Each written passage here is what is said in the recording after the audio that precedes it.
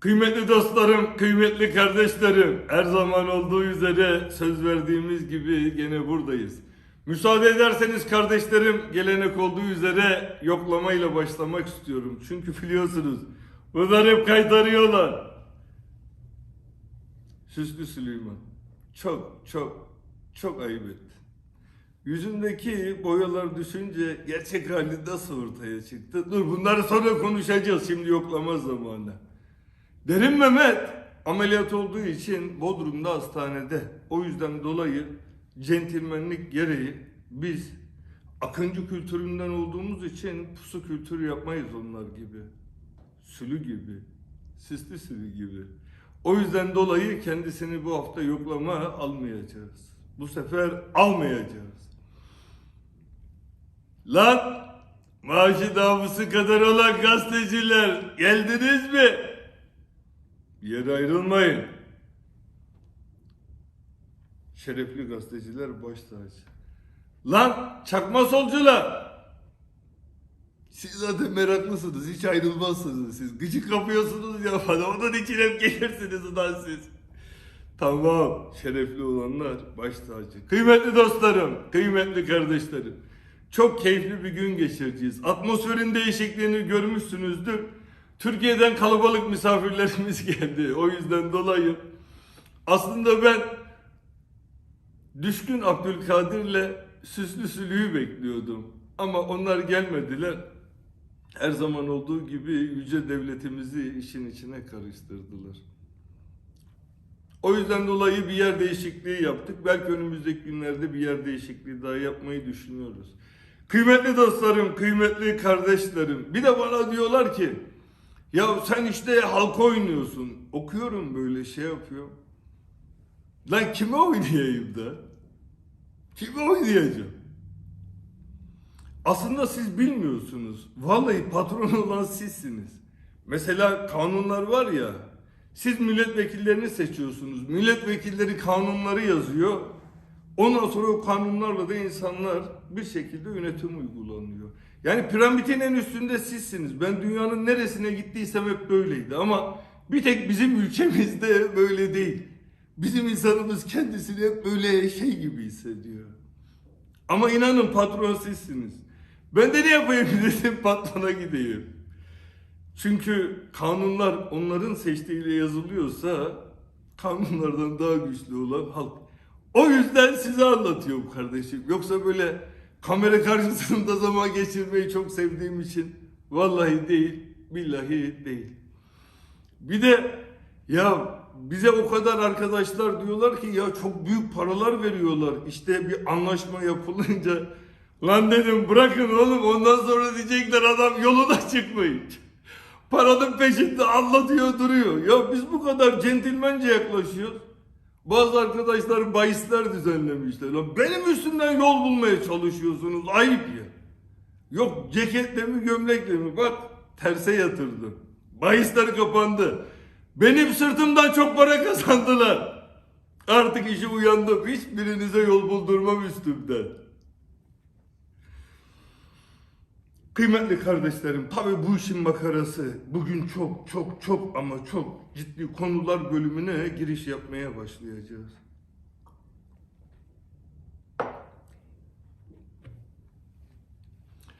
Bu şahsımla ilgili sizin bana olan, bazılarınızın bana olan inancını sarsmak için şeyler yayıyorlar. Dokunulmazlık almak için milletvekili olacakmışım veya finans yapıp parti kuracakmışım. Böyle saçma şeyler. Kardeşlerim, söz namus. Sizlerin huzurunda söz veriyorum. Yaşadığım sürece ne bir partiden milletvekili olacağım, ne bir parti kuracağım ve de ne de bir spor kulübü başkanı olacağım, ne bir vakıf başkanı olacağım. Geldik böyle, gideceğiz gene böyle. Ünvan yok.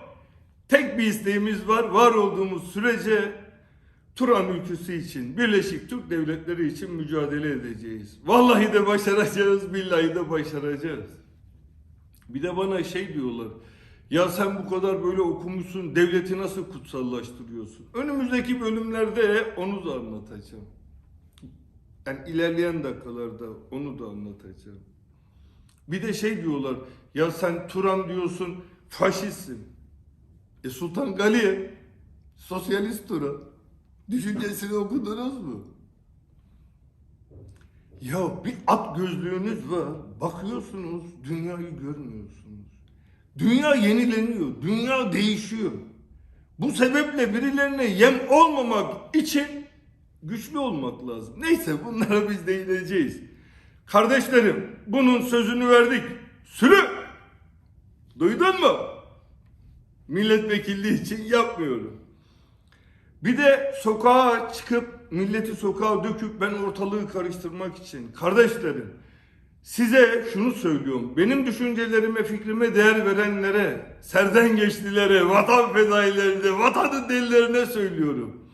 Eğer ki kim size sokağa çıkıp burayı yağmalayalım, buraya yağmayalım derse, inanın o haindir.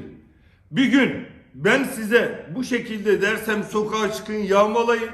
Bilin ki benim ufak kızımın başına silah dayamışlardır. O yüzden size ben bunu söylüyorumdur, ona dayanamadığım için. Sürü! Gördün mü bak, bunu da söyledik, artık bloke oldu bu da. Başka? Ya bunlar insan değil ya. Darbe için zemin hazırlıyormuşuz, ben bunları ondan yapıyormuşum. Kardeşlerim, değerli kardeşlerim, namus sahibi olan herkes, eğer bir gün darbe olursa, buna kalkışanlar olursa, evde çocuğunu bakmak zorunda olanlar hariç, bütün herkes, ama bütün herkes sokağa çıkmayla, darbeye direnmeyle mükelleftir. Sülü, senin aparatlar tek tek gidiyor bak. Eğer ki bir gün darbe olursa, ben size dersem kardeşlerim, sokağa çıkın, darbeye destek verin. Anlayın ki ufak kızımın kafasına silah dayadılar. Ben o yüzden dolayı bunu diyorum. Ben desem bile çıkmayın kardeşlerim. Namuslu adam ülkesine yapılan darbeye karşı durur. Ya siz patronsunuz. Bu anlattıklarımdan kafanıza yatmayanlar olursa, ya bu işlerde gereken ilgi gösterilmedi, namus üzere davranılmadı, şeref üzere davranılmadı derseniz, sandık geldiğinde siz zaten belirleyensiniz. O sizin elinizde. Bir de en kolayı, en komiği pardon. Ben Fethullahçılarla bir şema yapmış. O şemaya geleceğim, anlattıklarına cevap vereceğim de. Böyle bir şema yapmış. Rezillik, işte garson bir şey döküyormuş. Vallahi seyretmedim. Ve bunun çapını biliyorum. Çapını bildiğim için seyretmedim. Başlıkları bana getirin arkadaşlar dedim. Çapsız. Benim bu söylediklerimin hiçbiri devletin nevkasına münhasır değildir. Başında da söyledim. Devlet bizim için kutsaldır. Neden kutsaldır onu da anlatacağım. İlgili arkadaşlara, Süleyman, vallahi sana devletin ruhunu anlatacağım. Kutsal olan şeyin ne olduğunu, devletin ruhunu anlatacağım. İnşallah bu sefer anlarsın ya. Eğer anlamazsan süslü sülü. Neyzen Baba'nın bir dörtlüğü var. Bak çok güzel. Diyor ki, anlamakla aşina değilsin ey tebakı külleyi. Ulan diyor oğlum, ömrüm boyunca bülbül diye kovalarsın koskocaman leyleği. Sülü o bülbül değil, leylek daha. Bırak hayvanın peşini. Görüşeceğiz seninle. Seninle görüşeceğiz. Kardeşlerim, Fethullahçılarla ilgili düşüncelerimi burada anlatmak istiyorum.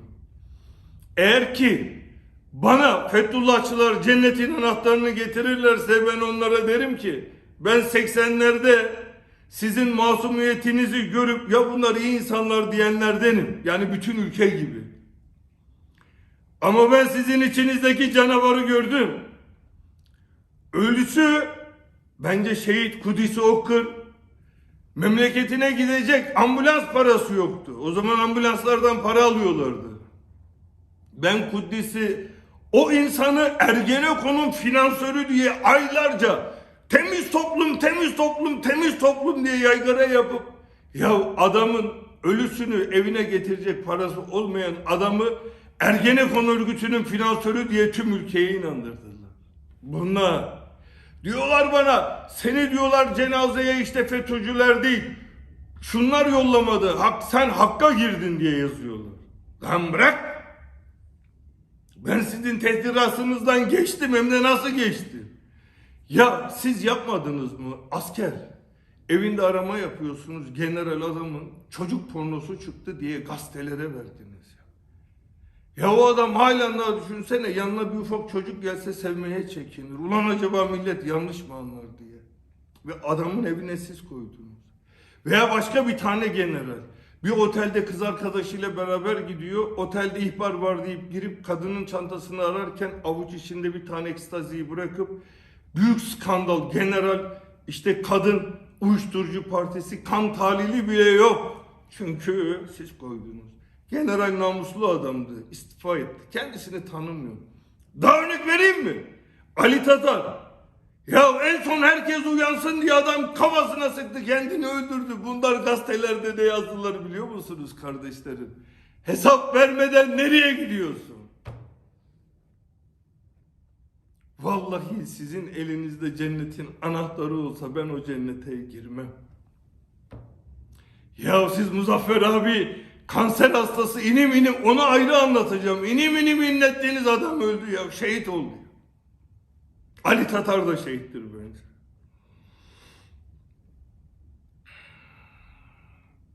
Sülü! Ne oldu? Ama senin devamlı Fethullah Gülen'e yazıların çıkıyor. İnternette röportaj yapmışsın. Danışmanlarının devamlı Fethullah Gülen övgüleri çıkıyor. Bak ben bu kadar açık söylüyorum. Sen?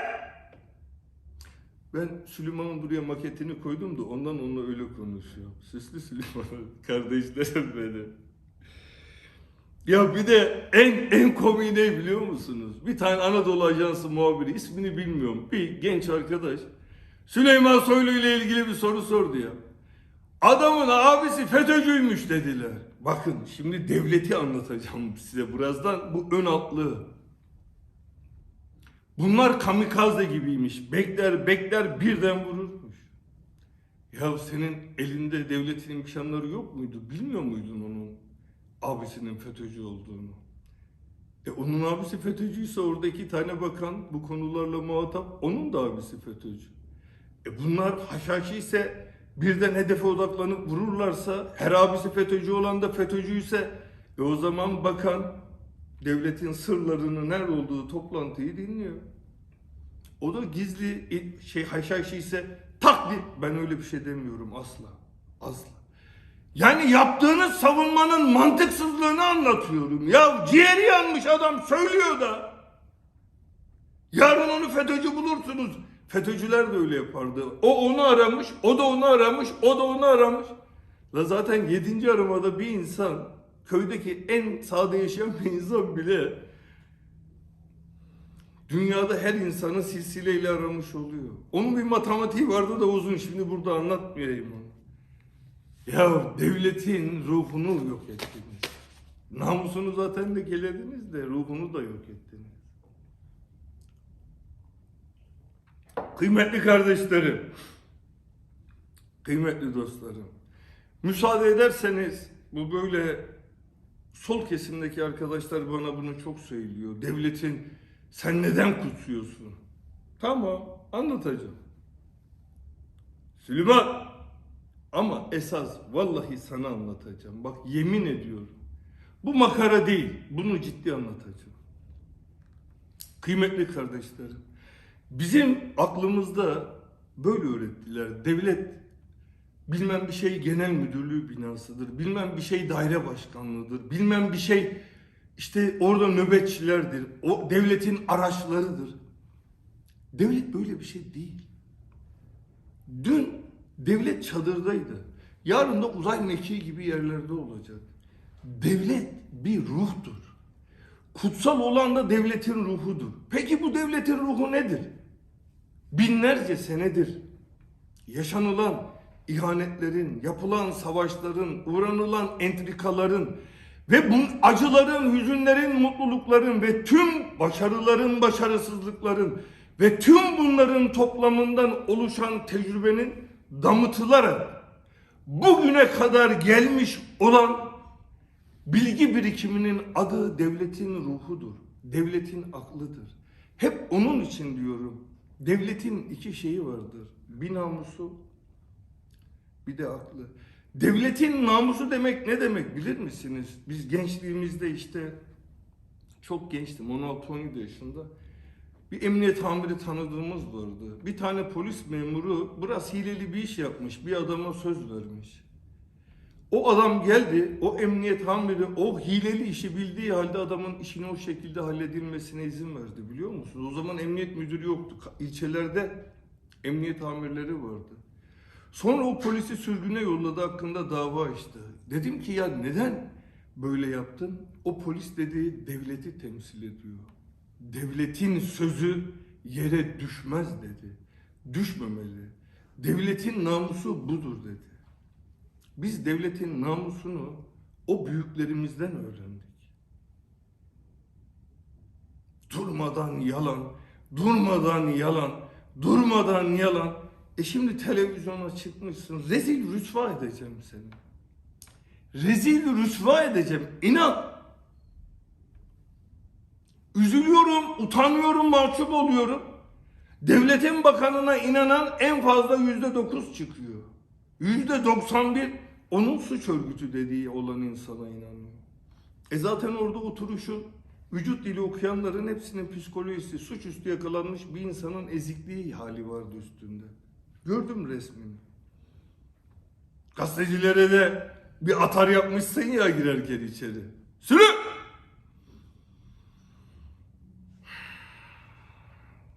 Ya diyorsun ki uyuşturucu satıcısıyla resmini koymuşsun. Bunlar yeni bir uyuşturucu yolu. Ben sana sizin kurduğunuz o uyuşturucu yolunu anlatacağım herkese. Anlatacağız daha biz çok konuşacağız. Artık parça parça değil böyle avuç içi kadar koparma dönemi geldi. Avuç içi koparacağız. Doğrudur. O adam uyuşturucu satıcısı mı onu da bilmiyorum. Adam uyuşturucu satıcısıysa niye cezaevinde değil? Diyelim ki uyuşturucu satıcısı adam. Şimdi senin başında olduğun, sana bağlı olan kriminal suçlar, istihbarat, terör şu sistemle çalışır. Bir adamla bir kişi resmi var. Peki bu insanlar o resim çektirmenin haricinde yan yana gelmişler mi? Bu sinyallerle hemen yazarlar. Bu insanların yan yana herhangi bir yerde gelip gelmediği o sinyaller vasıtasıyla netleşir. İkincisi, bunlar birbirini karşılıklı aramış. HTS kayıtları denen şey bunun adı. Bunlar birbirlerini karşılıklı aramış mı? Ben adamla hiç birbirimizi aramamışız. Ben adamla HTS kayıtlarını çıkardım. Bir daha hayatımda hiç yan yana gelmemişim. Ben adamın tipini bile bilmiyorum. Ya bu konuda muhatabım benim, sen değilsin. Sayın Cumhurbaşkanı, ana muhalefet partisi lideri ve diğer parti başkanları. Parti desteğiyle, gazete basın desteğiyle siz bu kadar insan topluyorsunuz. Basın desteği yok. Parti teşkilat desteği yok. Bir satır yazıyla ben sizin topladığınız kalabalığı, yani senin değil, Sayın Cumhurbaşkanı'nın demek istiyorum, sen. Yani sen mahallede okey masası kuracak adam topluyor basın, o sevimsiz suratınla.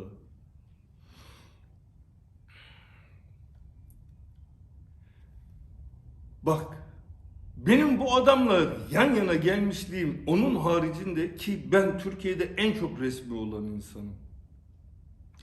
Bazıları resimler siliyorlarmış. Yüce Allah ne diyor biliyor musun Süleyman? Hemen araya girip bunu tamamlayayım. Süslü Süleyman. Abese suresi 17. ayet. Ey insanoğlu sen ne kadar da namkörsün diyor. Sen zaten namkörsün, o ayrı. O eski dostlarımızın içinde de varmış. Ben demiyorum, Yüce Allah diyor. Sadakallahül azim. Allah doğruyu söyledi. Çünkü Allah yalanlardan münezzehtir. Ya Vicdan ya. Yarım saat orada uyuşturucu konusu anlatmışsın lan. Benim hayatım uyuşturucu satanların ölümüyle suçlanmakla geçti. Oraya çıkıp onları söyleyip ya benim bu şekilde seni rezil edeceğimi düşünemedin mi? BTK'dan devamlı yazdırıyorsunuz ya. Siteler kapansın diye. Ne oldu? Kapattınız bir tanesini. Ne oldu? Zamanı gelmiş bir fikir hiçbir surette engellenemez. Tarihi okudun mu süslüsünü? Tarih bunlarla dolu. Vallahi ben inanıyorum Tayyip abi bunları görecek ama bunu da anlamıyorum. Ya bir İçişleri Bakanı sinir kontrolü olmayan bir adam televizyonun karşısında karısının iç çamaşırlarının arkasına saklanan diyor ya. Ulan biraz namus, biraz rahat ol. Ben sana böyle bir şey demem. Bana milyonlarca genç çocuğu haksız yere küfür ettirdiler. Ben onlara bile demedim. Herkes küfür etti. Bakın geçmişe yönelik ben bir tanesinin ailesine küfür etmiş miyim? Bakın etmedim.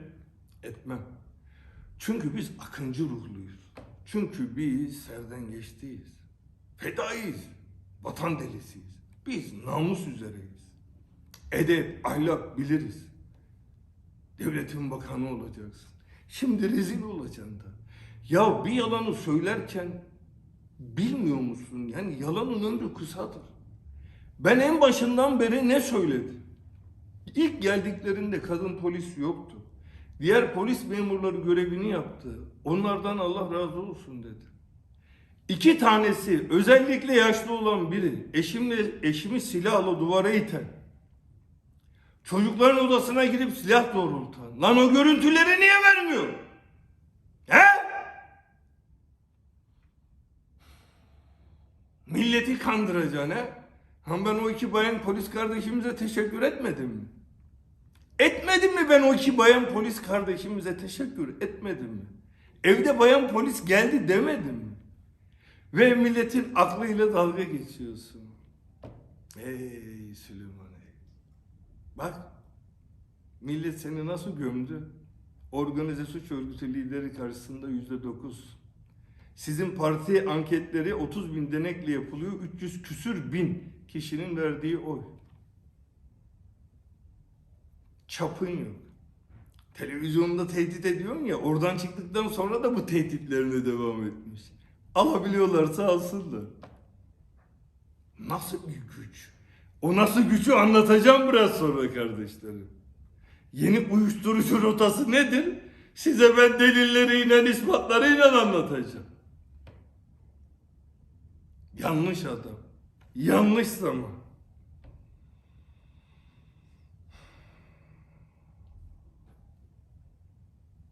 Ya utanmadan rezil ettin kendini ya. İnsanların bir parça sevgisi varsa da o sözden sonra sana zaten o da kalmadı. Ulan başından beri ne dedik? Ana, bacı, kız kardeş, bu Türk'ün töresi de, bizim insanımızın, ya Türk derken tüm hepimiz de.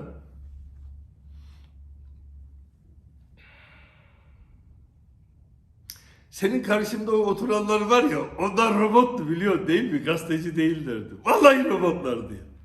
Onlar adına samimiyetliyimle söylüyorum. Vallahi samimiyetliyimle söylüyorum. Ben onlar adına üzüldüm. Yazık. Vallahi yazık. Çok üzüldüm. Ekmek parası ama onlar da ne yapsın? Mutlaka vardır bir sebebi. Bir de köfteci Yusuf. Ya bakın size bir şey diyeyim arkadaşlar. Devletin İçişleri makamında bir deli oturuyor. Bak vallahi diyorum bu adam hasta. Manyak. Köfteci Yusuf kodusu. Nedir anlatayım. Köfte yemedim Süleyman. Köfteci Süleyman. Köfte Süleyman. Alaska Türklerinin, bizim atalarımızın sürgünüyle ilgili Bursa'nın Gürsu ilçesinde bir anma etkinliği yapılacak. Ben oraya geliyorum, işte duyuru yapıldı. 15 bin kişi parkın içinde, internet görüntülerine bakabilirsiniz. 15 bin kişi de yukarıda konuşma yapacağım, yukarıdaki bölümde bekliyorlar. Yer gök insan. Yer gök insan. Ben oraya gitmeden önce tabii daha evvel giden arkadaşlardan aradılar beni. Dediler ki reis işte biz böyle bir yerde oturuyoruz, seni bekliyoruz. Her yer çok kalabalık. Bu köfteci Yusuf var, senin hayranınmış. Tanışmak ister misin? Ayıp olmasın, nezaketen tanıştık. Nasılsın kardeşim? İyi misin? Keyfin nasıl? Saatin nasıl? Tamam. Kapattık. Başka ne hayatımda köfteci Yusuf gördüm de köfte yedim de bir şey yaptım. Sonra bu 4 arkadaş kim biliyor musunuz? Bir tanesi Afyon'un en zengin ailesi. Bilmem kaç bir tane daireleri var. Bilmem işte et kesim fabrikaları var. Bunun gibi tüm iş kollarında varlar. Şimdi bu öbürü gazeteciler bilmem bir cemiyetinin bir yetkilisi. İsmi aklıma gelmiyor. Öbür bir tanesi de diş malzemeleri ihraççısı, üretiyor, dünyaya satıyor. Yani bunlar hayatta sabıkaları olmayan, varlıklı, kendi alanlarında arkadaşlar. Şimdi bu arkadaşlar, bu köfteci Yusuf'a demişler ki bizim et kesim yerimiz var. Onu alır mısın? Değeri bu kadar. Bankanın eksper değerini göstermişler. Bu eksper değeri demişler, biz sana daha ucuza verelim. Bankaya kredi kapatmamız var. Bu da bunlar benim yakınım diye çekilmiş. Birine demiş, emniyete gitmiş. Benim ne adım var, ne sanım var, ne hiçbir şeyim var. Ne de haberim var böyle bir şeyden. Sonra bu arkadaşları polis gözaltına almış. Şimdi hepsi serbest. Bir tutuklanmışlar, hepsi serbest. Cezaevinde de kalmamışlar. 15 gün mü, bir ay mı ne kadar kalmışlar bilmiyorum. Ya da o kadar. Araştırıyoruz. Sonra da bu dosyanın içine bu şahıs bir daha gidiyor. Ben diyor Sedat Peker'den de diyor davacı. Lan telefonla tanıştık. Köfteni bile yemedim kardeşim. Ya farz edelim ki ben demiş olsam git yerini buna sat. Eksper değerinden daha düşük diyor. Suç yok. Ama böyle de bir şey yok. Savcı benimle ilgili tahakkuk açmamış. Bir tane yeni savcı. Üzerinde zam bırakmak için demiyorum ama bu kadar tesadüf kafa karıştırıcı. Avukatlıktan savcı olup aynı anda da özel yetkili örgütlü suçlara bakan benim dosya bir anda bu beyefendinin önünde. Vallahi zan altında bırakmak istemiyorum. Belki gerçek meslek adabı ilkesi olan bir insandır. Bilmiyorum. Çünkü halen daha benim bu dosyayla ilgili bir aranmam yok. Ben bu dosyanın hiçbirinde değilim. Diyorum ya, yalancı bir adam yönetiyor İçişleri Bakanlığı. Lan ben köfteci Yusuf'un köftesini ne yapayım? 30 bin kişi Gürsu'da var. 10 tane köfte tezgahı kurarım. 30 bin kişiye satsam lan köfteci Yusuf'un bütün hasılatından çok para mı olur? Siz delisiniz. Gerçekten hasta ruhlu bir adamsın. Ya sen oralara geldiğinde bizi yönetiyorsun ya, tabii benim çok emeğim var. Yaktın bizi, kendini yaktın, her şeyi yaktın. Biraz sonra alev alev yanma dönemi başlıyor. Biraz ilerleyen dakikalarda. Yanacaksın.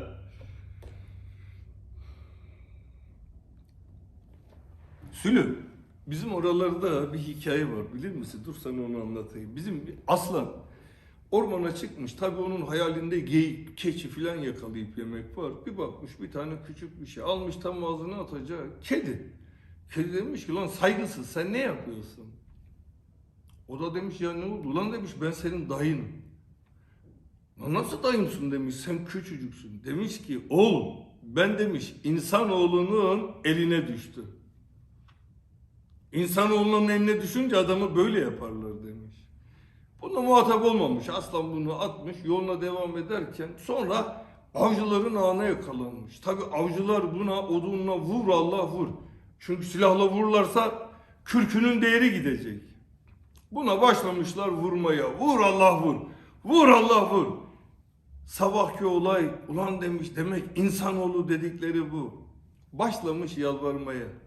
Beni demiş ne ederseniz edin ama beni ne olur dayımdan daha küçük etmeyin demiş. Elime düştün Sülü. Seni öyle küçük edeceğim ki yemin ediyorum kibrit kutusuna sığacaksın. Cezabı kesin ilerleyen zamanlarda ama kibrit kutusuna sığacaksın. Bugün neyi anlatacak diyeceksin. Bir de bak bizim akrabaya baskı yapıyorsun açıklama yapsın diye. Akraba ayırmadım, herkes kayıt altında. Reşat Baba, severim sayarım. Allah'a yemin olsun öyle bir şeyler böyle mırmır ediyormuşsun. Paran çok, pulun çok, işin iyi. Sakın böyle bir hataya düşme. Bir de gazetecilere operasyon yaptırmışsın ya, komikliğe bak. Gazeteciler seni niye telefon trafiklerini, HTS kayıtlarını açıklamıyorsun? Neden? Kaç kere konuşuyorsun? Devletin bakanısın, niye FaceTime'dan konuşuyorsun gazetecilerle? Niye WhatsApp'ta? Niye müdürünün telefonunda? Reşat Baba ile onda bunda.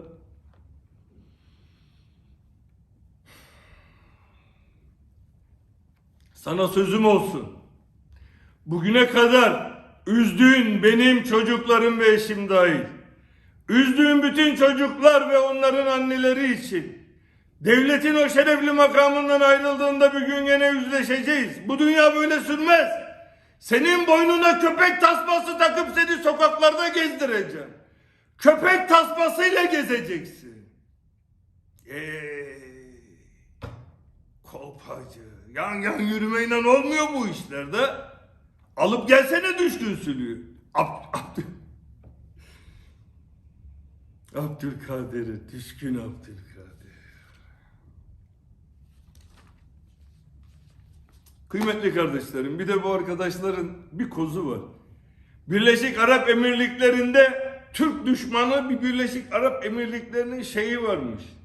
Ben ondan para alıp işte bu organizasyonları yapıp Türkiye'ye biraz önce artık bir daha suçlayamayacakları şekilde anlattığım olayı yapıyormuş.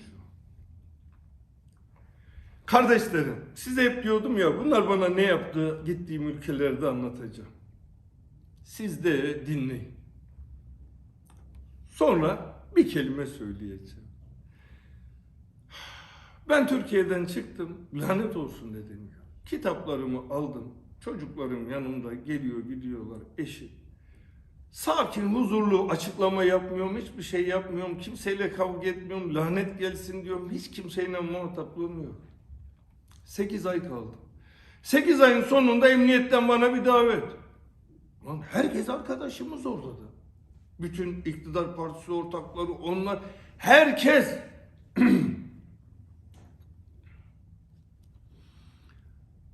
Bana dediler ki parmak iziyle şey yapacağız, resim. Dedim ya bu suç işleyenlere yapılır. Ben bu ülkede suç işlemedim ki, oturumum var, şirketim var. Dediler böyle böyle bizim bir uygulamamız var. Dedim ben herkesle görüşüyorum, hiç kimseye yapmamışsınız böyle bir uygulama. Tek uygulama bana mı dedim bu yapılacak. Devlet ama sonucunda verdik parmak izini,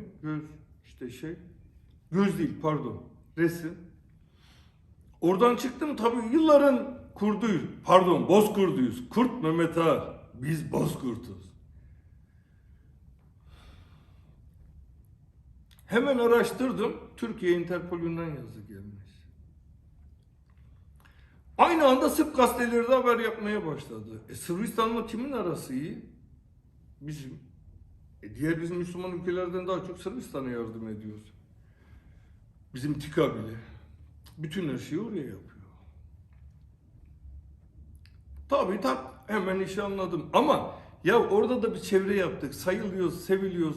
Her şey çok güzel. Tüm Balkan ülkelerine on binlerce bilgisayar dağıttık. Resimlerini paylaşacaktım. Sonra bu olaylar olunca paylaşmadık. Belki bir gün onları da paylaşırız. Ya Budva'da bugüne kadar bir tane cami mescit olmamış biliyor musunuz? Osmanlı zamanında Venedikler oraya kiralandığı için asla olmamış. Ya oraya mescit açtık ya. Tarih boyunca ilk mescid. Öyle yaptık, devlet ayarladık filan yaptık. İlkinde dediler çok büyük yapmayın, dikkat çekmesin ama açtık. Emir bil marufun yayılması için, yapılması için yaptık da. Şimdi biz orada sevildik ya, bu deli oldular. Ya Kosova'ya geçtim.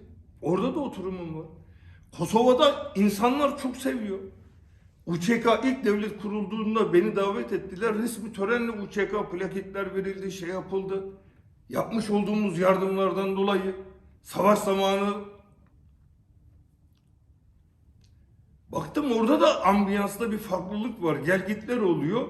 Türk Partisi Başkanı, hepsi çok değerli insanlar, arkadaşlarımız, dostlarımız.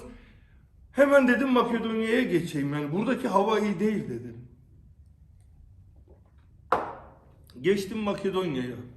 Bir arkadaşım, ben cezaevindeyken ölmüştü. Onun mezarlıklarını yapıp oradan ayrılacaktım. Sonra Türk Partisi'nin başkanı, Enes Başkan, Enes İbrahim. Çok şerefli, namuslu bir adam. Genç, pırıl pırıl. Ya iktidarda da koalisyon ortağı. Ya dedi burada kal dedi. Ya dedim sıkıntı olur. Ben gidip dedi görüşeyim. Beraber gittik, görüşmeler yaptık. Tamam, kalacağız. 3. ayın sonu bir baktım, Amerika Saddam'ın sarayına inanın öyle girmedi. Yüzlerce asker, 200 tane tüfekler, bomba, cemseler. Lan ne oluyor dedim arkadaş. Anlamıyorum da bizim büyükelçilikten aktarmışlar, işte şu kadar silah olur, bu kadar tüfek olur, şu olur, bu olur.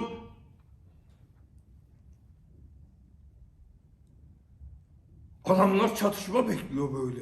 Geldiler evde çocuk mocuklar, ne oluyor? Beni aldılar götürüyorlar.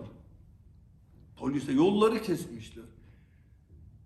Sonra gittik, dediler vize ihlali yaptın ya. 50 euro. 2 gün vize ihlali yapmışım. Cezası 50 euro. Sırf o masrafın 50.000 dolardır o operasyonun masrafı. Tabii içeri bir girdim, baktım tercüman dedim isterim. Bir tane komiser getirdiler, Arnavut bir arkadaş. O da bize şey yapıyor, tercümanlık. Çocuk da diyor ki abi onlar seni tanımıyor. Hani vize ihlali falan olur mu? Birazdan diyor hemen ilgilenirler, bırakırlar. Bana dediler imzala. Bir baktım, neye imzalayayım? İmzala dedikleri şey şu. Kuzey Makedonya, Üsküp, Türkiye, İstanbul. Uçak. Genelde ben hayatımda hiç kumar oynamam. Beceremem. Yani elime o kağıtları dizemiyorum. O da bir yetenek. Böyle peş peşe diziyorlar, alta düşüyorlar filan. Ama rahmetli babamın lakabı Poker Ahmet'ti. İyi poker oyuncusu. Herhalde ondan geçmiş. Bir blöf yaptım orada. Dedim uluslararası arenada sizin devletinizi mahkum ettireceğim. Ben siyasi dedim mahkumum. Aslında blöf değil, doğru söyledim. Hepinizi dedim takip edeceğim. Hepinizi mahkum ettireceğim. Devletinizi mahkum ettireceğim. Dünyanın en iyi avukatlarını tutacağım dedi. Vallahi de yapacaktı. Orada da bir kadın, anne işte, anne güdüsüyle, yaşlı da bir bayan ama yıldızları vardı. Onların rütbeleri nasıl oluyor bilmiyor. Kadın bunlara bir şeyler diyor, işte siyasi iltica diyor, bir şey diyor. Kadın da sorun ortalık karıştı. Bana dediler Kosova'ya gider misin, dedim giderim. Beni Kosova sınırına bıraktılar. Ne pasaportum var üstümde ne de param. Pardon, bir pasaportum var, param yok, telefonum yok, hiçbir şeyim yok. Çünkü evden direkt çıkarıp getirdiler sabahın 7'si. Orada bir adam vardı, Allah ondan razı olsun, Kosova sınırında, hep ona dua etti. İşte kim var ne var, dil yok, anlaşamıyoruz, bende de yok, onda da yok. Sonra orada çok değerli Afrin kardeşim var, Allah ondan razı olsun, bana çok emekleri geçti. Dedim benim arkadaş, kardeşim işte böyle böyle internetten girdi, buldu, telefonunu neyse çağırdı, Afrin geldi, biz oradan gittik. Afrin dedim beni Arnavutluk sınırına getir dedim. Ne oldu dedi, burada kalalım. Yok dedim, burada kalmayalım. Niye? Burası dedim birazdan karışacak. Yılların tecrübesi, biliyorum. Bir anda Afrin'in iş yerine polisler, Göç İdaresi'nin müdürüne polisler, bizim Büyükelçilik İçişleri Bakanlığı arıyor. La bir insana bu kadar zulüm edilir mi? La oturuyorduk da kitap okuyorduk lan, bırakın da bizi ya. Uyandırdınız. Bundan sonra sorun sizin, benim değil. Allah'a emin olsun sizin, benim değil. Siz uyandırdınız beni. 20-25 senedir yatıyordum. Sakin, huzurlu. Bir tane gözlerim böyle kapanıyor, kusura bakmayın. Saat geç, videoyu da yetiştirelim, söz verdik dedim diye uykusuzluktan gözlerim kapanıyor. Lütfen hakkınızı helal edin bana kardeşlerim. Bizim bir arkadaşı aradım. Ya dedim ki böyle böyle, akrabam da sayılır. Ya Dışişleri Bakanı beyefendi çok iyi bir adam. Herkes öyle diyor. Ya devletin benimle ilgili böyle bir tasarrufu varsa bileyim, ben ona göre davranayım. Kendisini aradı. Benim bilgim dahilinde olan böyle bir şey yok dedi. O adam temiz, dürüst bir adam. Çevresinde herkes öyle diyor. Ben inanırım o öyle dediyse. Ben tanımıyorum. Ya ama bakıyorum ilk ayrı yere gidiyor. Ya dedim bana 5 sene deport vurdular. 3 gün Şey ihlaline 5 sene deport olur mu? Bizim Derin Mehmet. Makara yapmayacağım. Ya polis katili arkadaşımızı, ben inanmıyorum da polis katili olduğuna, resmi kayıtlar öyle diyor. Onu getirdi ya Türkiye'ye. Biz 3 gün vize ihlali. Ukrayna'ya gittim 4 gün. Ukrayna'dan 3 sene. Ya nereye gitsem deport vurup duruyorlar. Orada Arnavutluğa kendimizi sınır bölgesindeyiz ama Kosova'da görünüyorum. İşlem yaptırtmadı. Öğrendik artık, bu kadar bize macera yaşattılar ki. Hepsini öğrendik. Biraz o sınır bölgesinde kaldım. Buradan çıkayım dedim. Arnavutluk da hareketlenmeye başladı her yer. Aynı gün giriş yaptırdım, çıkış yapacağım. Havaalanının oradan geçerken tam Sedat Peker 4-5 kişi dur dediler. Hemen beni içeriye aldılar. Allah orada beni misafir eden aileden razı olsun. Çok güçlü bir aile oranın. Onlar da oradaydı. Bir anda müdahale bir tane müdürdü zannediyorum. Geldi öbürlerine bırakın dedi. İşte efendim yazıp bırakın dedi. Uçağa bindik, kalktık, Fas'a gittik. İndik, her şey çok güzel, güler yüzlü. İkinci gün, vallahi ikinci günü her yer polis gene. Ulan bir nefes alayım arkadaşlar. Ulan bir durun diyorum ya. Bizim o arkadaşı aradım, dedi ki ya böyle hiç böyle bir şey yok. Hani yanlış bir bilgi var sende. Ukrayna'daki dostumu aradım. O da istihbarattan gizli yazışmaları aldı. Bizim büyükelçilikle Ukrayna Cumhurbaşkanlığı arasında. Böyle işlere Cumhurbaşkanlığı bakmaz ama buna özellikle Cumhurbaşkanlığı bakıyor. Bu da enteresan. 3 sene deport ya, 4 günlüğüne ziyarete gitmiş. Gidecek ülkeler bitiyor. Sayıyorum ya. Deport. Fas'a gittik. Fas'ta dururken böyle sakin, huzurlu bir yer. Kafamı dinliyorum böyle. Makedonya'da Sedat Peker'e gözaltı, sahte operasyon. Lan ne oluyor dedim. Gene ne oluyor lan, biz burada değiliz. İşte bir sahte operasyon pasaport yapan, kimlik yapan 10 kişilik bir polis gözaltına alınmış. Sedat Peker de sahte pasaport yaptırmış. Gözaltında Türkiye'ye gelecek. Bir ay yarayı kopardılar arkadaş. Lan ne oluyor demeye kalmadı. Zaten Türkiye'de operasyonu başlattılar. Alt zemini hazırladılar. Orada da gazeteler yazıyor. Ama orada bir gazeteci araştırıyor bunu. Benim bir tanıdığımın tanıdığı. Diyor ki bu işte bir yanlışlık var. Sedat Peker diyor bizim ülkemizde değil. Ama pasaport diyor şu gün alındı diyorsunuz. O gün bizim ülkemizde değil. Karakolun kameralarında Sedat Peker'in görüntüsü yok diyor. Pasaport müracaatı için imzasının olması lazım. Göz retinası olması lazım. Parmak izi olması lazım. Bunlar da yok diyor. Bu pasaport Sedat Peker'in üzerinde yakalanmamış ve bu pasaport hiç kullanılmamış. Burada hile var diyor. Ülkenin Cumhurbaşkanı, Sayın Cumhurbaşkanı, tanımıyorum kendisini, bana bir arkadaş anlattı. Sedat Peker buradayken bizim gözetim altımızdaydı demiş.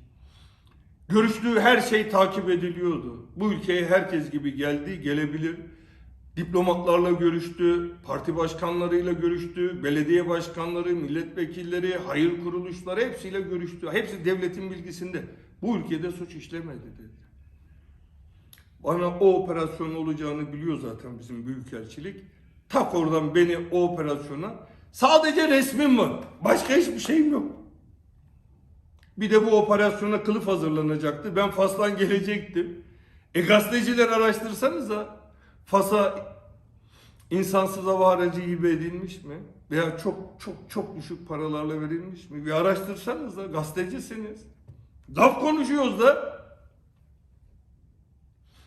Sizin namusunuz, maaşınız kadar oğlum. Ben sizi biliyorum.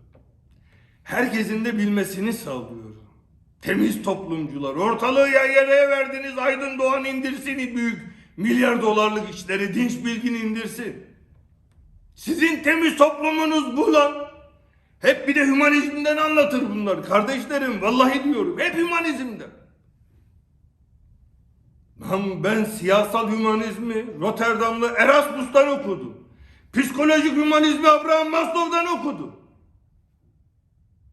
Ben gerçekçiyim, akılcıyım. Dünya şu an buna hazır değil. Hala atalarımızın ilkel dürtülerini taşıyoruz. Ama gerçekten siz değilsiniz. Gerçekten hümanist insanlar var. Bizim yapmamız gereken, hani bazen dizilerde oluyor ya, dünyada yaşam bitiyor, uzay gemileri kalkıyor, tohumlar alınmış. Onlar işte insanların karnını doyurup yaşamın devam etmesi için. Bu gerçek, sayıları çok azalan hümanist insanları biz böyle pamuklarla sarmalıyız. Onlar o tohum gibi. İyi insanlığın ölmemesi için o tohum gibi. Ama şimdi bize iyi insanlık, iyi insanlık, iyi insan anlattırıyorlar. Eşim böyle çocukları öğretiyor. İşte yalan söyleme, bunu yapma, şunu yapma. Tamam. Dedim ki artık ben öğretmeye başlayacağım çocuklara. Annenizin dedim anlattıkları doğru. Ama dedim herkes sizin karşınıza temiz bir insan olarak çıkmayacak. Size şunu yapan olursa siz onu böyle yeneceksiniz. Size şu yalan söylerse siz ona bunu yapacaksınız. İlkin eşimin gözleri açıldı böyle. Dedim dur. Dışarıda kurtlar var dedim ya. O çocukları yemek için. Onlar gibi çocuk ama babası onu öğretiyor. Ulan böyle yap, şöyle yap, böyle yap. Şeytan. Şimdi o adamın olduğu yerde hümanizm nasıl olacak? Bizim çocuklar kuzu, git önüne boğsun. Ya. Sahte, çakma solcular, çakma gazeteciler. Sizin hümanizm masallarınız da bundan ibaret. İnsanları tezgaha getirmek için hümanizm, temiz toplum. Ulan siz temiz toplum dediğinizde bu ülke battı. Sülü devamlı temiz toplum diyor ya, süslü sülü. Devamlı indiriyor. Anlatacağım da hepsini. İndir sülü, indir. Fethullahçılar da temiz toplum, temiz toplum. O ikinci cumhuriyetçilerle beraber temiz toplum. Gördük temiz toplumu. İntihar edip ölen şerefli, namuslu adam Ali Tatar'ın hakkından bence ne diyorlardı biliyor musun? Hesabını vermeden nereye? Ne yaptı lan bu adam size? Ne yaptı size? Hakka giriyorsun diyorlar, böyle söyleme diyorlar. Lan bırak, ben sizin tehdidasınızdan geçtim. Ben sizi gördüm, başkalarını kandırın siz. Şimdi kardeşlerim biz Fas'tan da çıkacağız da, baktım Makedonya'da operasyon iş karışık, buraya geliyor. Oradan devletten de arkadaşlar bilgi verdiler, dediler insan hava aracı konu, çıkacağız, tam uçuş izni alındı, gittik, iptal uçuş izni. Ben tabi bu sefer bilmedim uçağı, hemen yürüdüm insanların içine.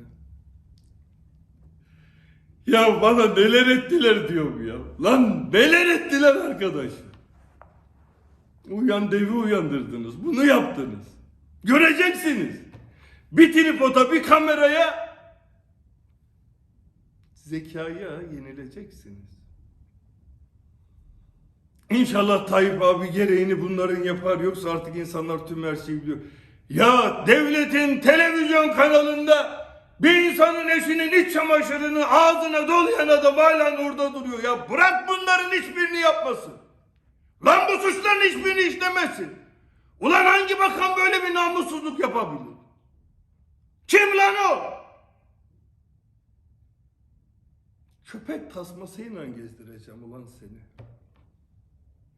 Arabaların lastiğine işersen 4 ayak üstünde gezerken tekmeyi vuracağım sana. İşemeyeceksin. İşemek de yasak. Tuvalet de yasakladım sana. Göreceksin lan sen. Sen bakan filan değilsin. Devletin bekçisi benim kafamın üstünde önünde hazır ol da durayım. Gurur yapmam. Sen adam değilsin. Bu yüzden bakan da değilsin. Anlatacağım. Şimdi yangınlar geliyor, parça parça kopmalar. Koparacak da ama önden bir aparatif olarak anlatacağım. Küçük koparacağım. Canım birden yanmadı. Biraz sonra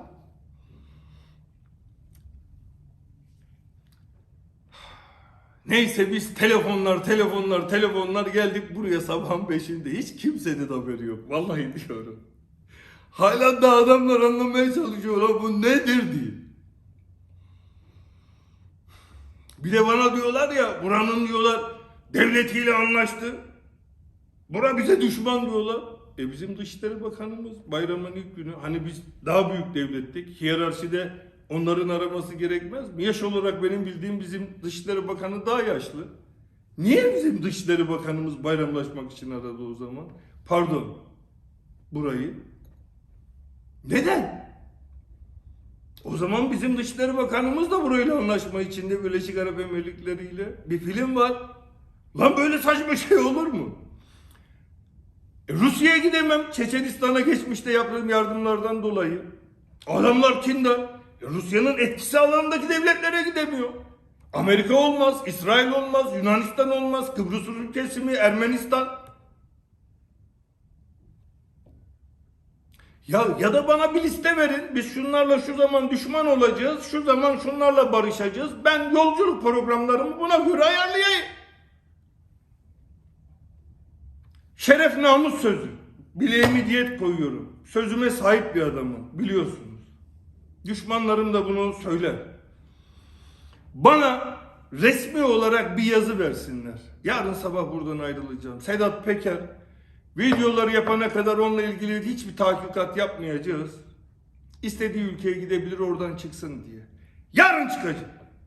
Almanya'ya gitsem diyecekler Can Dündar orada, bu da onlarla anlaştı. Amerika'ya gitsen Fethullah Gülen orada onlarla anlaştı.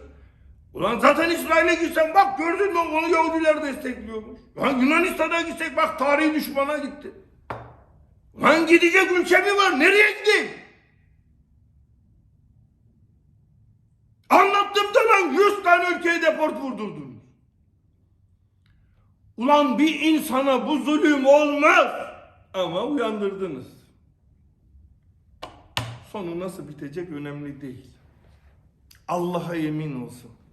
Bir de böyle beni seven insanları toplayıp böyle zulüm etmeyi planlıyormuşsun Sülü. Allah'a yemin olsun. Şurayı oku.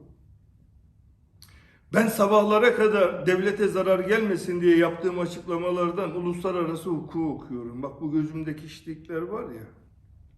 Oku Sülü. Suriye ile falan kalma, o tarafa geçeriz. O zaman öyle şeyler olur. İnan. Devletin aleyhine söylemem. Uluslararası hukuk önümde. Ama siz yapın. Beni sevenleri toplayıp ezip dövecek dövün. Andon seni kibritten şişine sokacağım lan sizi. Adam nasıl küçültülüyor göreceksiniz. Remzi Gül Bey. Sen istediğini alamadın biliyorum. Sende sıkıntı yok.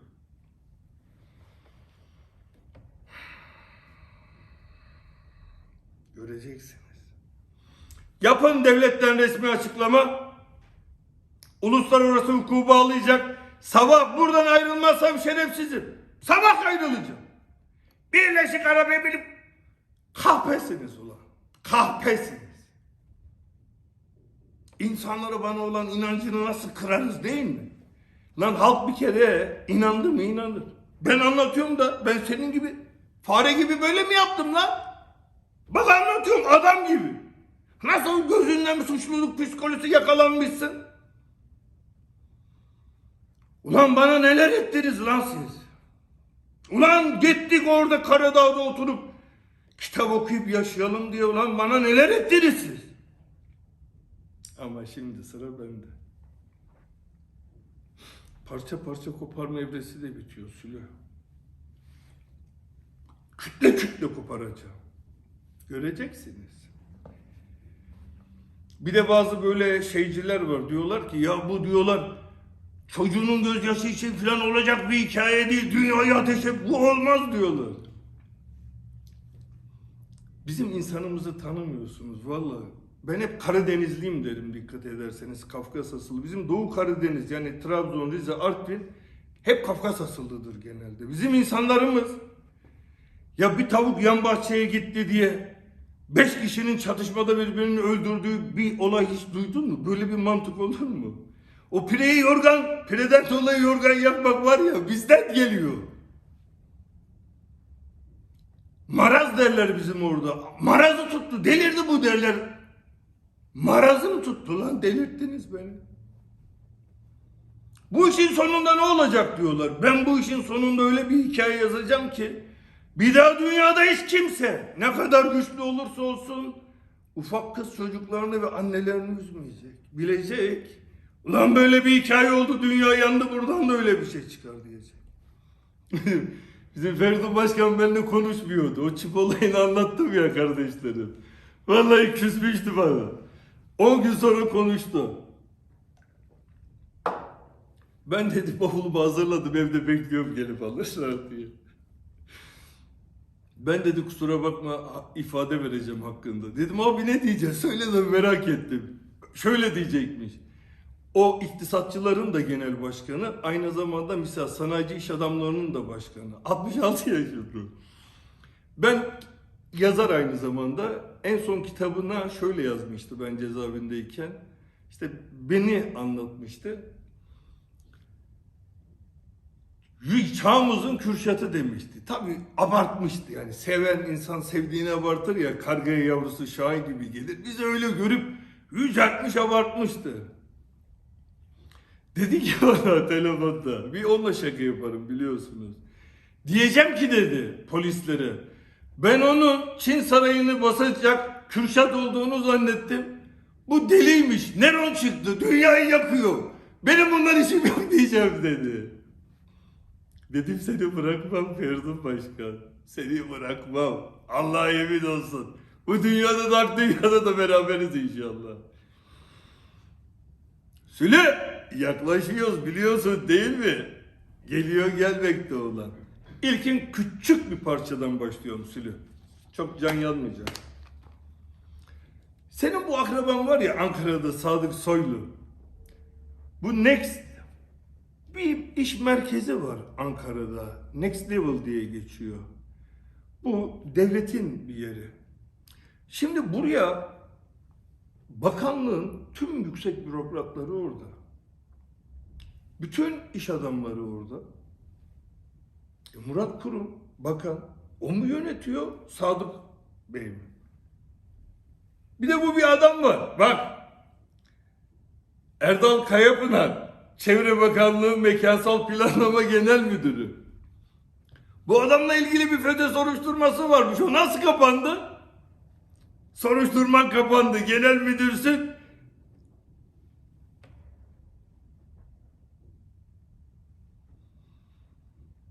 Sonra da FETÖ'cülerle ben yakınmışım. Baş an önde söyledim artık dünya yerinden oynasa biz FETÖ'cülerle zaten. Çocuklarıma dedim ya. Ben ölürsem çocuklarım dost olursa benim çocuğum değil dedim. Bak. Bu adam ya gerçek FETÖ'cüyse hallettiniz ya. Şimdi bu kat kat imarlar çıkıyorsunuz. Bu FETÖ'cüyse bunu ben öyle demiyorum bak. Günahını almayayım, tanımıyorum adamı. Ama adam her şeyi depoluyordur.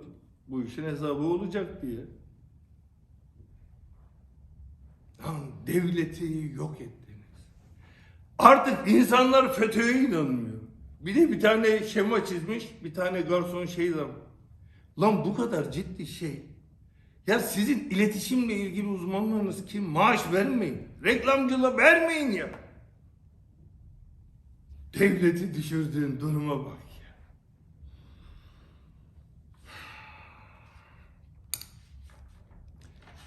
Ya sayın savcılar siz deli mi istiyorsunuz? Kameralar vardı. Bu Sadık Soylu'nun bir unvanı yok. Devletin bakanlığa ait resmi binasında nasıl oturuyor müsteşar gibi, bakan gibi? Neden bütün iş adamlarıyla devletin tüm görevlileri orada? Telefon sinyalleri ya bir yazı yazacaksınız. HTS kayıtları gelsin. Hangi bürokratlar bu adamın yanına gidip geliyor? Hangileri telefonla arıyor? Ben iddia ediyorum Murat Kurum'u o kadar aramıyor. O personel. Çevre Şehircilik Bakanlığı.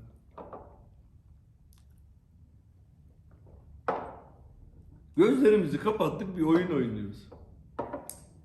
Benden özür dilemediniz, beni daha aşağılamak istediniz, daha küçültmek istediniz. Ben de vitesi daha büyüttüm. Şimdi tüm dünyaya başladık. Bu hikayenin sonu çok daha yayılacak. Tüm dünyayı böyle bir hoplatacağız yerinden.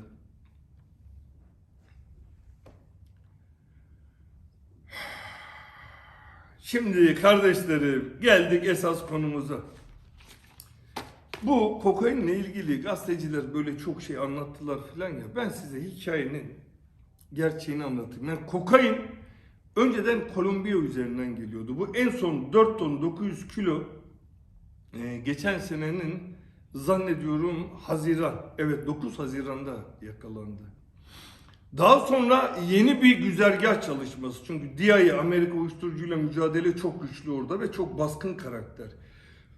Devamlı üstlerinde. Orada sistemi döndüremeyeceklerini anlayınca 800 kilometre Venezuela ile sınırları var. Venezuela üzerinden Kolombiya'dan oraya geçirmek çok kolay. Yeni adres çünkü Venezuela'da DIA'nın kontrolü yok. Sıfır kontrol. Buraya döneceğiz. Bir de bize gelen bu kokainler diyorsunuz ya bir kısmı iç piyasada bir kısmı Avrupa'ya gidiyor. Hayır, Avrupa'da kokainin fiyatı çok ucuz. 45.000 eurolarda kilosunu. Türkiye'de çok pahalı. Ama esas pahalı olan yer Orta Doğu. Suriye Laskiye limanı. Orası da DIA'nın kontrolünde değil. Şimdi bu mal yakalandıktan sonra yeni bir güzergah kurmak için Venezuela'ya kim gitti? Evet, kim gitti? Eski Başbakanımız Sayın Binali Yıldırım Bey'in oğlu Erkan Yıldırım Bey. Evet. Bu senenin başında o mal yakalandıktan sonra bu senenin başında Ocak ayında gitti 4 gün kaldı. Şubat'ta gitti 4 gün kaldı. Caracas limanı var. Venezuela'nın en büyük limanı.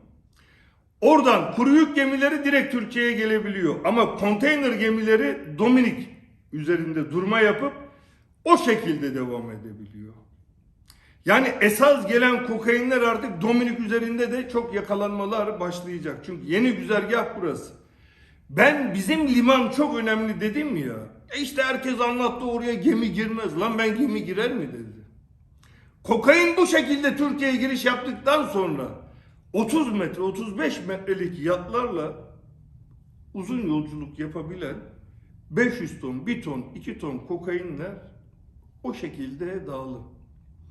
Özellikle ama Suriye Laskiye üzerinden de yapılıyor.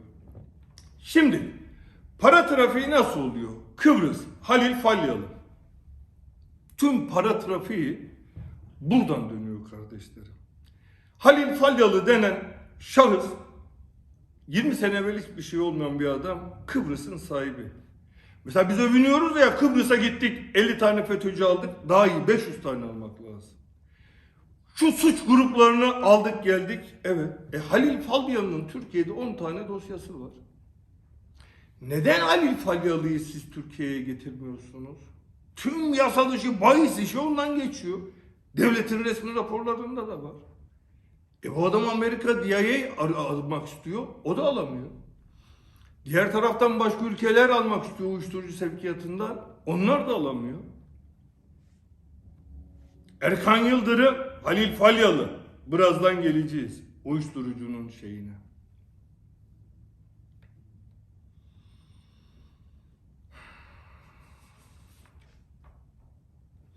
Kıbrıs'ın şu anki Cumhurbaşkanı gerçekten iyi adam.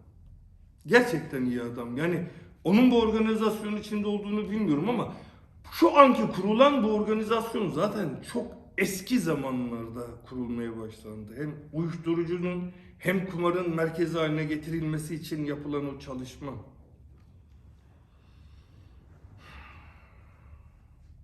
Erkan Yıldırım Kıbrıs'a gittiğinde Halil Falyalı'nın ya oteli ya da onun bazı otel onun değil kasinolar onun. Halil Falyalı'nın misafiri.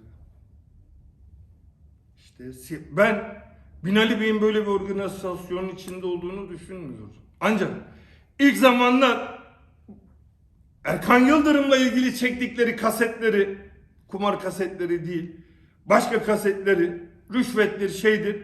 Daha sonra bunu bu işe yönlendirdiler ve bu işin aparatı haline geldiler. Ve Türkiye'ye gelişi, gidişi, tüm organizasyonun ağları bu şekilde. Neden kokain yakalanamıyor? Neden kokainlerin Erkan Yıldırım'ın direkt gemisiyle ilgili de değil. Başka gemiler koordinasyon ediyor. Peki Mehmet Ağar bunun neresinde? Evet, Mehmet Ağar da bu senkronizenin tamamen ortasında. Erkan Yıldırım Süleyman Soylu dostluğuna bakın. Erkan Yıldırım'ın Süleyman Soylu'nun çevresinde bu konularla ilgili dostluğuna bakın. Ya.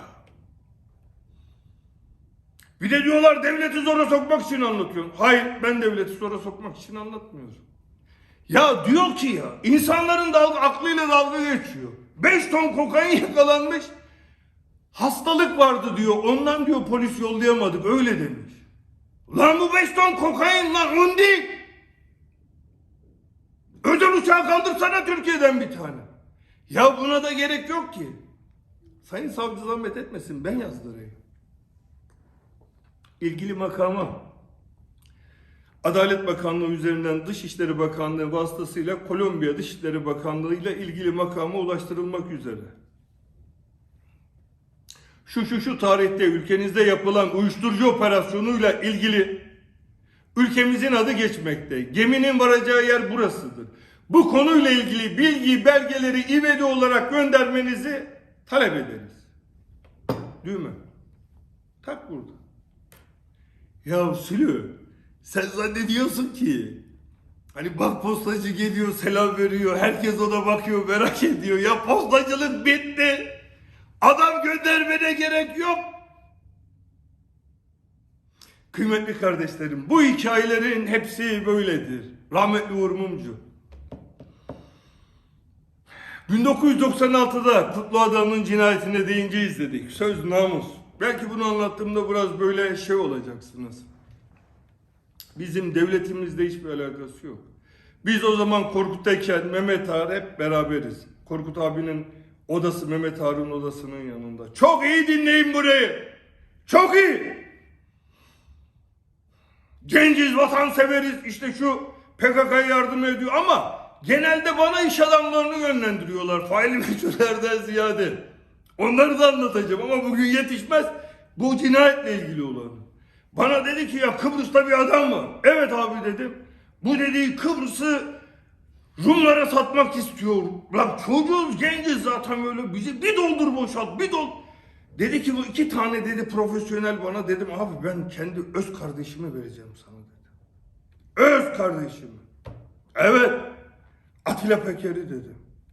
Çok iyidir dedim bu işte. Uzmandır. Sokaklardan yetişti. Türk Hava Yolları uçak biletlerini, hard disklerini atmıyor. Bir arkadaşımdan öğrenmiştim. Tüm hard diskler geçmişten bugüne kadar tüm bilet satışlarının olduğunu söylemişti. Biletlerden bakabilirler. Korkut Eken, Atilla Yıldırım bu cinayetten ne kadar önce gittiler. Ancak Allah'a emin olsun. Yüce Allah o insanın kanını bize nasip etmedi. Ya adam namuslu adam. Bu günleri görmüş adam, bunun için çalışmış. Rumlara filan ülkeyi satacağı yok adam. Ya hep böyle yapıyorlar. Vatanseverlik, vatanseverlik, milleti coşturuyorlar. Herkesi birbirine sokuyorlar. Allah'a emin olsun. Aradan zaman geçti. Döndüler 3-4 gün sonra. Denk gelinemedi. Korkut abiyle konuştuk. Dedi tekrardan gideceğiz. Sonra orada başka bir bunlara bağlı olan ekip öldürmüş. Karşılaştık Korkut abiyle. Abi dedim halloldu dedi o iş.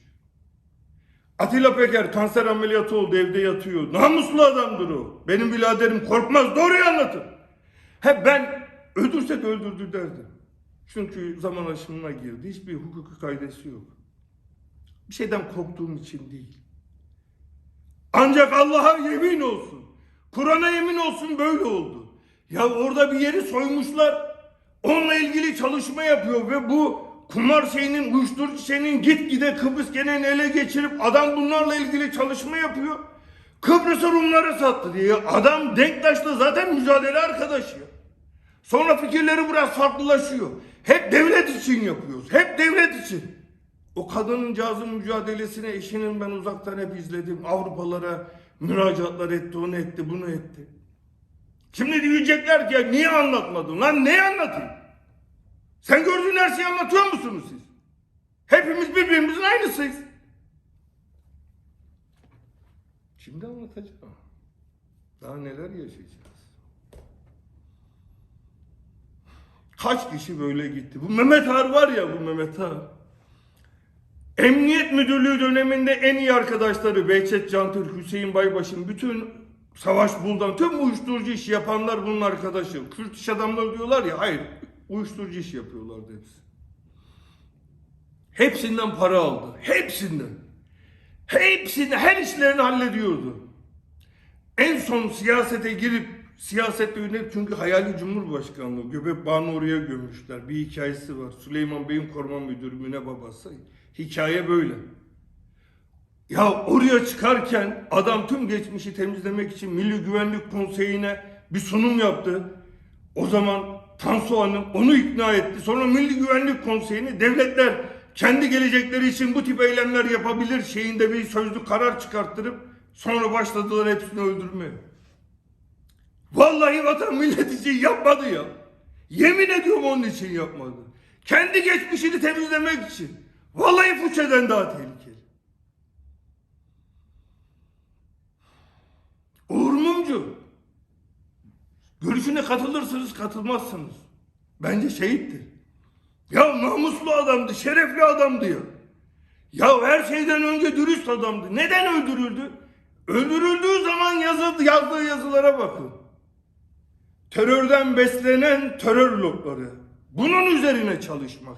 Hep terör bölgelerinde uyuşturucu tarlaları olur, uyuşturucu satışları. Dikkat edin. Hep ama. Hep. Ve silah ticareti. Uğur Mumcu şehit ediliyor. Yanına ilk gelen kim? Katilden önce gelir Mehmet abi. Ve eşine diyor ki, eşi ben gıyaben tanıyorum, bir avukat arkadaş, dünyanın en iyi insanı, hayatta yalan söylemez. Ben diyor buradan bir tuğla çekersem devlet aşağı iner. Bu meşhur sözdür. Devletin içinde yaşayanlar bunu bilirler. Şimdi Uğur Mumcu temiz adam, saf adam, tek başına bir adam ya. Temiz adam. Şimdi bende yok, şanslarınıza tutturamadılar. Tutmaz oğlum. Ben rüyamda gördüm diyorum. Ben çok uzun yaşayacağım. Nerede öleceğimi biliyorum. Sizi bayıltacağım. En azından benim ömrüm sizden çok olacak. Onu biliyorum. Ne oldu? Derin. İndin mi derinlere? Bir tane Bodrum'da belediye... Derin PKK'da var. Bak sakın unutmayın. Gerçekten bir gün bunu uzun uzun anlatacağım. Bu işlerin bitmesini istemiyor. Bizim askerimiz, bizim Mehmetçiğimiz dünyanın en şerefli insanları. Onlar bizim başımızda, bizim devletimiz. Ama Mehmet Ağar'ın yaptığı bu organizasyonların hepsi kendi cebi içindi. Gördüm, yaşadım. Yaban iş adamını arattırıyorlardı bu. PKK'ya para veriyor. Ortak dostumuz. Ya dedim abi bu adam Çorumlu, nasıl dedim PKK'lı olur. Ya dedi veriyormuş. Adama küfür kafiri biz arayıp sonra adamın yanına gidiyor ki cebiz bot çatı parayı da tabii ya. Neler neler ya, neler neler ya. Temiz toplum. Ama bak bunları duyunca şimdi millet temiz toplum yaygarası ya. İnanmayın. En çok baharat tezgah burada arkada bekliyor. Onlar çalacak. Ümanizm. Ben sakın inanmayın kardeşlerim benim. Vallahi 40 yaşından küçük kardeşlerim, size anlatıyorum. Diyarbakır cezaevinde çocukların babalarına bok yedirip o eziyet edilmeseydi, ya adam öldür de sık kafasını öldür gitsin. Ya bok yediriyorsun, onun çocuğu var. Ulan babama bok yedirdiler diyor, daha gidiyor. Arama yapıyorsun lan, namuslu arama yap. Kadının üstünü soyuyorsun, çocuğu görüyor, daha gidiyor. Bizim içimizde böyle aptal birkaç kişinin yüzünden geri kalan hep şerefli. Hepsi aslan, hepsi bizim başımızın üstünde. Onlar için ölürüz. Bir de böyle para lordları, oradan uyuşturucudan beslenen, silahtan beslenen. Tabi Uğur Mumcu terörle ilgili yazıyor ama terörden menfaat elde edenlere gelince adamı tak şehit ettiler.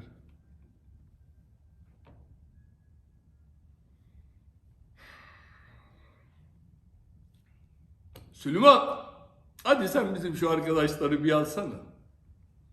Bana destek olacaklarmış diye o 600 küsür kişiyi dinliyorum, bir alsana. Sana yemin ediyorum var ya neler yapacağım. Nasıl uyuşturucu attı? Sayın savcı, Kolombiya'ya yazı yazacaksınız, Venezuela'ya. O mal yakalandığı tarihten 3-4 ay sonra Erkan Yıldırım oraya geldi mi? Ocak ayında ve Şubat ayında. Karakas Limanı'na gidip orada özel bir bölüm kiralamak için görüştü mü? Kiralandıysa kimin üzerine? Sevkiyat başladı.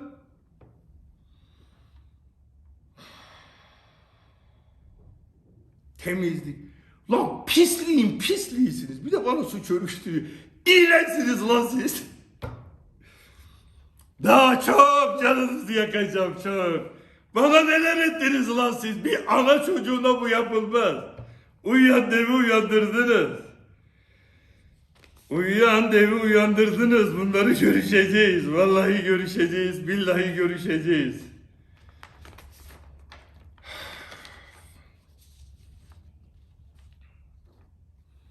Benim evimin girişinde ne yazar biliyor musunuz kardeşlerim? Çocuklar onu okuyarak büyüyüp güçlü olsunlar diye. Evimin tam kapısında yazar dev gibi. Hayata korkusuzca bakanlar ölümden de korkmazlar.